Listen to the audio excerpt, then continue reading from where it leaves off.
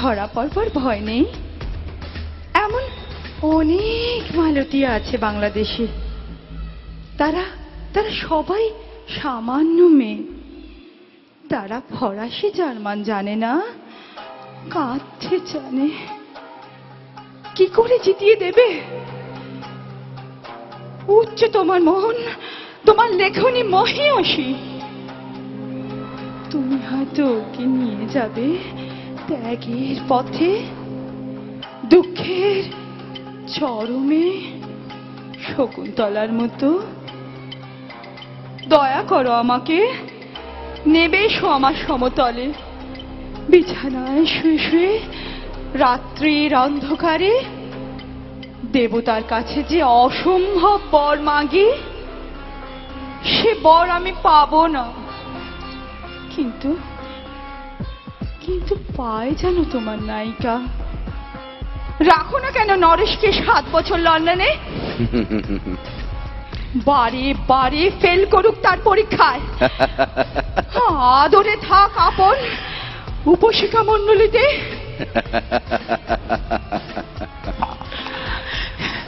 ইতিমধ্যে মালতী পাশ করুক MA কলিকাতা বিশ্ববিদ্যালয় থেকে। গণিতে হোক প্রথম তোমার কলমের এক আঁচড়ে।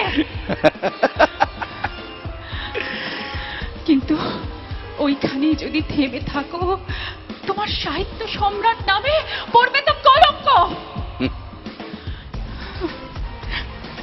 আমার দশা যাই হোক, খাটো করো না তোমার কল্পনাকে। তুমি তো কৃপণ নও বিধাতার মতো। মেয়েটাকে দাও পাঠিয়ে ইউরোপে। সেখানে যারা জ্ঞানী, যারা বিদ্বান, যারা বীর, যারা কবি, যারা শিল্পী, যারা রাজা, দল বেঁধে আসুক ওর চারদিকে। জ্যোতির্বিদের মতো আবিষ্কার করুক তাকে। শুধু বিদেশি বলে নয়, নারী বলে। ওর মাধ্যমে বিশ্বজয়ী জাদু আছে, ধরা পড়ুক তার রহস্য। মূঢ়ের দেশে নয়, যে দেশে আছে সমজদার, দরদি, যে দেশে আছে ইংরেজ, জার্মান, ফরাসি। মালতী সম্মানের জন্য 100 টাকা হোক না, বড় বড় নামজাদার সভা। মনে করা যাক সেখানে বর্ষণ হচ্ছে মুষলধারে চাটু বাক্য, মাঝখান দিয়ে সে চলেছে অবহেলায়, ঢেউয়ের উপর দিয়ে যেমন পালে নৌকা। ওর চোখ দেখে ওরা করছে কানাকানি। সবাই বলছে ভারতবর্ষের সজল মেঘ আর উজ্জ্বল রৌদ্র মিলেছে ওর মোহিনী দৃষ্টিতে।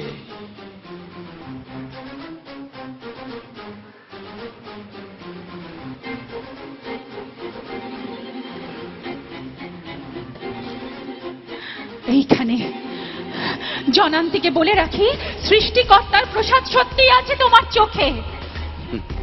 বলতে হলো নিজের মুখে। এখানে কোনো ইউরোপীয় রহস্যের সাক্ষাৎ ঘটেনি কপালে। নরেশ এসে দাঁড়াক সেই কোণে।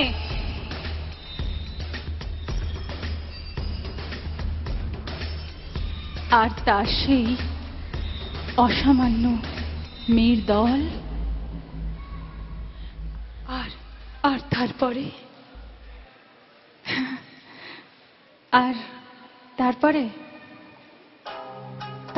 তো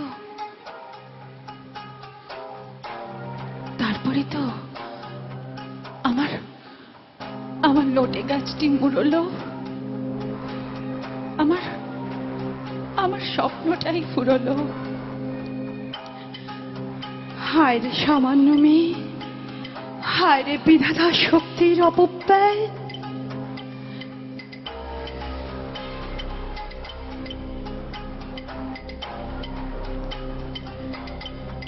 হায় রে সামান্য মেয়ে, হায় রে বিধাতার শক্তির অপব্যয়,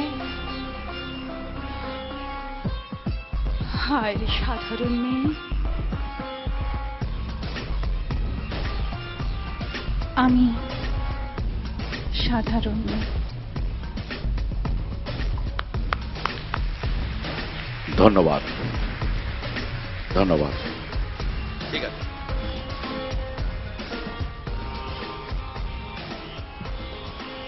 ধন্যবাদ। একটা ছোট্ট রবীন্দ্রনাথের কবিতা আমরা চেষ্টা করলাম, কারণ আপনারা জানেন আমাদের একটা প্রি শিডিউল ছিল অন্য একটা অনুষ্ঠান করার, তাই আজকে শেষ দিনে আশা করি আনন্দ দিতে পারলাম আপনাদের। নমস্কার, থ্যাংক ইউ।